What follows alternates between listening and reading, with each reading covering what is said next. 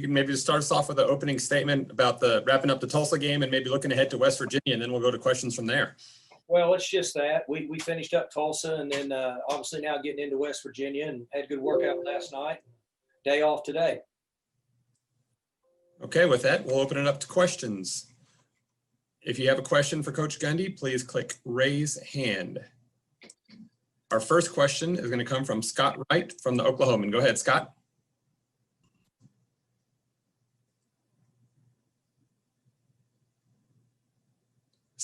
Scott. Zoom's a tough one. Yeah. Scott, I can see Scott's mouth moving. I'm here now. I'm here now. Sorry about that. Hey, Coach, any update on Spencer's injury? We booted him up. We'll take it off on Tuesday and then put him out there Wednesday and go from there. If he can't go, would Shane be your next option? Well, we haven't got that far yet. You know, we've got 3 guys available, and we'll have to make that decision based on practice reps. Good news is we don't have to practice till Tuesday, so we'll figure that out on Tuesday afternoon. Thanks, Mike. Mm-hmm. Our next question comes from Robert Allen from Triple Play Sports. Go ahead, Robert. Yeah, Mike, looking back on it, and you probably have had a chance to talk a little bit with Shane Illingworth. Give me an idea of what you thought about his demeanor, how he handled being out there for the first time, because I thought he was unusually comfortable for a first-time freshman. I thought he was composed and executed very well. He's got a good team to handle the situation. I don't know that we could have asked him to do more than what he did, so we were pleased with his play. I thought one of his key plays was his throwaway. A lot of times a kid in that position is just going to be desperate to make something happen. The mindset that, hey, I'm just going to throw the ball away. Right. Takes a long time to teach kids that sometimes. Yeah, it's it's okay to throw it away and play another down, obviously instead of taking a loss or forcing it into coverage. So, for the most part, the situation he was in, he played well. Thank you. Our next question comes from Sean Manning from the Dominion Post in West Virginia. Go ahead, Sean. Hey, Mike. Josh Sills obviously playing his former team this weekend. What were the conversations like with him at the beginning stages, and then what has he done to earn that start at left guard? Well, Josh has been really good for us. He's come in and competed. Took him quite a while to get back in shape. He was off. Then the virus hit, and he went back home and I think hunted for 3 months and then came back and had to get in shape again. But he's been good for us. He likes to play football. He's a good leader. He's a great person. So we're certainly glad that he's on our team. Our next question comes from Barry Trammell from the Oklahoman. Go ahead, Barry. Yeah, Mike, we often talk about how you guys pick quarterbacks, and it can be difficult if they haven't played. How difficult is it if you haven't even, like choosing a backup quarterback, how difficult is it when you haven't really even seen them practice all that much? It's extremely difficult. It's become the hardest part of offensive football for a head coach, in my opinion, in that they don't get as many reps as they should get. Sadly enough, I was thinking about that a few months ago, is that there can be good quarterbacks that really never show up because they don't get enough practice or work with the ones. For example, Joe Burrow. That can happen at times just based on the way things fall, who the starter should be, who the backup should be. And the toughest part for a quarterback is to be the number 2 guy in spring practice, because it's difficult to work with the twos when the offense is generally a little further ahead than the defense.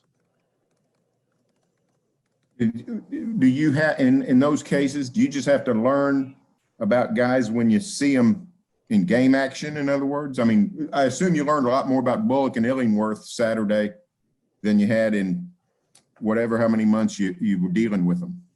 Well, that's true. And I'd say 75% of the time you can tell in practice, but it's not always that way. Sometimes you find out more in a game. There's so much more to being a quarterback. I mean, you can look good in practice and throw good, but the savvy, your ability to handle the pressure, composure, your willingness to throw a ball away, just different things. A lot of times you can't see that in practice. You only see it in games, and that's what I was referring to, that sometimes we don't find out about quarterbacks till it's too late. We didn't know what we had in Brandon Whedon until he got in and started playing 2 or 3 games.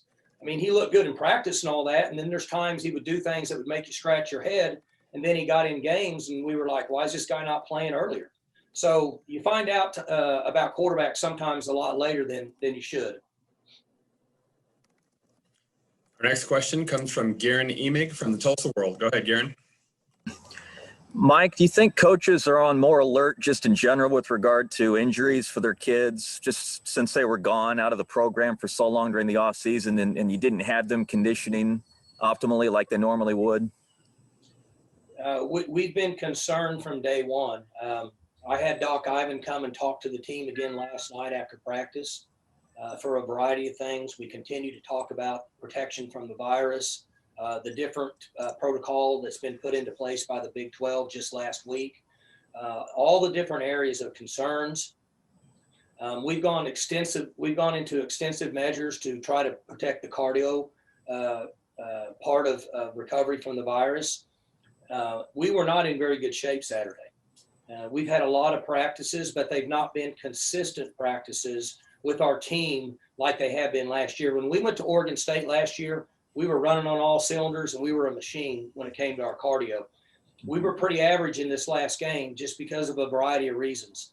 Myself and Coach Glass had great concerns about that, but we also had concerns about pushing guys too much in practice because of what's happened with the virus. Right.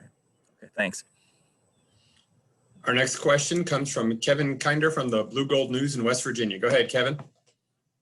Coach, last year, Oklahoma State had to play West Virginia without Spencer Sanders and Tylen Wallace, and obviously had several guys miss most or all of this game, your last game. Did the confidence of your team overall, some of your backups especially, knowing that, hey, we can come in and perform, and, you know, their teammates knowing, hey, these guys are ready to play if they need to?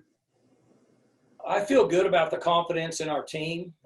We've been very fortunate. We have a lot of depth and maturity on defense. Depending on where we're at with Spencer, as I said, we'll know a lot more Tuesday. We've had guys in his situation with a mild injury come out of the boot and do well and play, and then we've had guys that weren't able to play. The old coach is saying that, the next guy's got to step up and play. I mean, that's really what has to happen here. We put another guy in, he gets the reps. What we try to do is make sure that we give the guy reps that's going to play in the game. All coaches do that. Sometimes it's not always easy, but we have to make that determination by Wednesday. Our next question from Jacob Unruh from the Oklahoman. Go ahead, Jacob.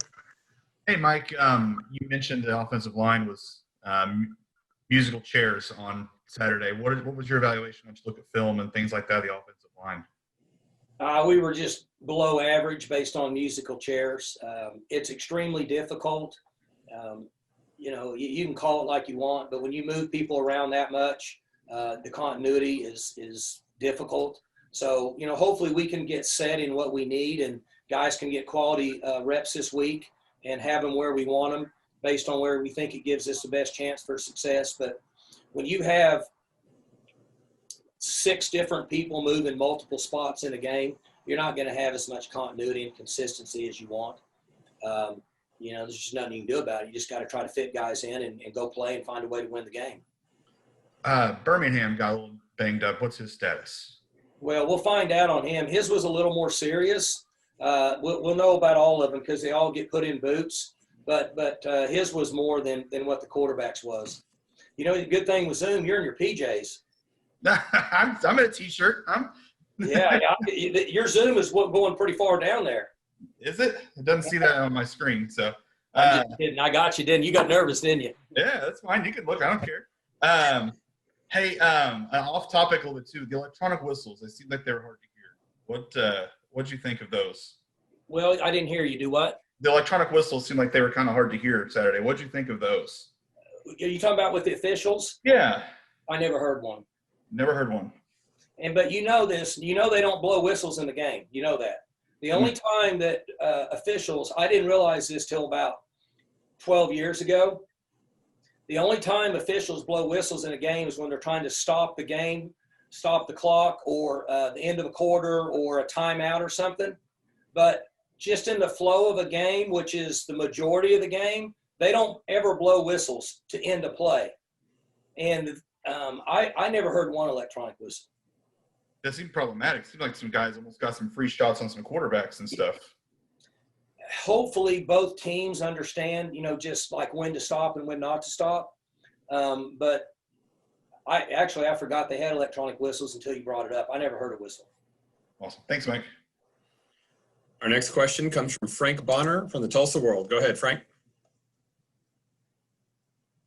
Hey, Mike, you talked about the conditioning with your players and not wanting to push them too hard in practice. Now the season has started. How do you find that balance of pushing them to their threshold, but still trying to keep them fresh? We're going to have to push them. We had that discussion yesterday, obviously myself and Coach Glass. We have to push them now. We're healthy. We've had discussions with our medical team. We had discussions with Doc Ivan, our team physician, about where we're at. We feel good about the cardio and the health of the guys that are on our football team because we've been very fortunate with the virus. So we have to begin to push them now. We've got to get in better shape. So to answer your question is we'll push them now more than we have the last 3 weeks. How long do you think it'll take to get them in the usual shape you expected? Gosh, we were probably at 75% Saturday. Hopefully we could be at 85%, and then maybe the next week 95 or better. You tightened your screen up when I mentioned his PJs, didn't you? Yeah, you tightened up, Frank. I see you, buddy. Little bit. I appreciate you it, tightened Mike. it up on your face because you weren't sure if I could see your PJs. Well, I've got on sweats. I got you. No, hopefully in a couple weeks we'll get a little better. Thank you. Our next question comes from Jenny Carlson from the Oklahoman. Go ahead, Jenny. Mike, I'm still mad. Last week I did my makeup and actually got in real clothes, and you weren't even on video last week. Well, I'll be honest with you. I'm not a big Zoom guy. These Zooms drive me crazy. It's like game day. They had me trying to listen to a speaker.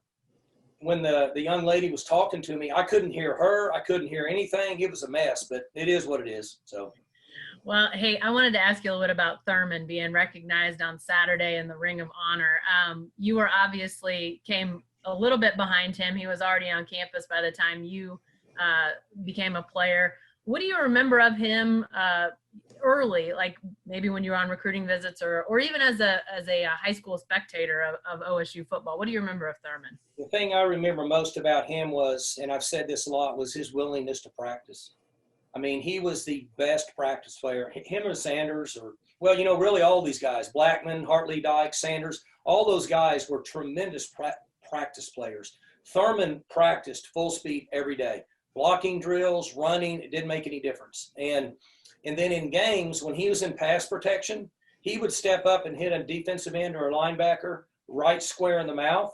And he was aggressive and he wasn't scared. And I remember him more for that than I even do his ability to run the football.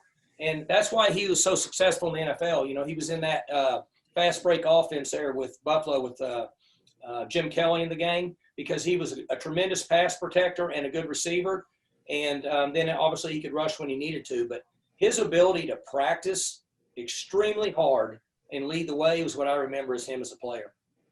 What do you feel like? I mean, I think he talked about the fact, like when he came on his visit, like Ernst Anderson was one of his hosts or whatever. So, I mean, like the track record of running backs existed before he arrived, but what do you feel like his legacy has been to the program now all these years later? Well, he's obviously an NFL Hall of Famer. There's only so many of those guys walking around. He tears his knee up in the spring and before the season playing basketball, and then comes back with a brace and plays on it and continues to practice hard. And I go back to if the young people that played the game today understood watching him practice, they would be much different in their approach to the game. He never protected himself at all in practice. He went 100% all the time. And that's really what his legacy is around here. And then obviously he's an NFL Hall of Famer. Thanks. Our next question comes from Chris Becker from the Oak Collie. Go ahead, Chris. Coach, good morning. Morning. You talked about it a little bit earlier. How important is this week of preparation for the offensive line after those injuries occurred? Well, it's important for everybody. We didn't play very good. And we need to improve. Hopefully we can improve much more in the second game than where we were at in the first game. We played average at best, and honestly probably below average. Okay, so we have to be smart with our schemes and concepts. We've got to get guys in the right spot before we start practice on Tuesday. Can't play musical chairs, and hopefully we can keep them healthy and play. But Tuesday and Wednesday's practice is very important. We got to get a lot of reps because we got some new guys in there. You know, how much does having a coach like Charlie Dickey help with that, getting the offensive line ready? Well, he's a very good football coach. He's a great person. He's a good motivator, and he's got the most difficult job. He's coaching 5 guys that in most cases play every play of the game on offense. Everybody else other than the quarterback rotates, so they get tired. They're 300 pounds. They've got to see multiple looks. They got to use a lot of strength and energy on every play. So he has a difficult job. Being an offensive line coach is extremely difficult, but he's experienced. He's a very good technician. He's a good person, and he's a good motivator. Thank you, Coach. All right, down to our last couple questions for Coach Gundy. Our next question is going to come from Barry Trammell from the Oklahoman. Go ahead, Barry. Yeah, Mike, just as an aside, nobody's even asked you about the defense. The defense won you the game. Does it give you a sense of relief that the hype and expectations of this defense, they lived up to it on Saturday? To be honest with you, as the game got going on in the latter part of the second quarter and the third, I was trying to think of the last time, or one of the last few times that we've gone without scoring a touchdown was crossing my mind. And then I also was thinking how nice it was that I felt very comfortable in the game because we were stopping them. And, you know, everybody that's on this Zoom call knows in Big 12 play, that's not what's happened over the last 10 years. Everybody's held their breath to see who gets the ball last, so whoever gets the ball last scores and the game's over. But I felt more comfortable in this game than I have in a number of years because I felt like that we were stoning them on defense, and I figured at some point somebody's got to score. Hopefully it's just us. So what you're saying is correct, and there's not many years that in many games that I've had that feeling that we could just hold on and sputter around on offense like we did. Who in particular stood out to you defensively? Gosh, Malcolm Rodriguez was good. Calvin Bundage was good. Trey Sterling was good. Trace Ford was active. Christian played well. Rodarius played well.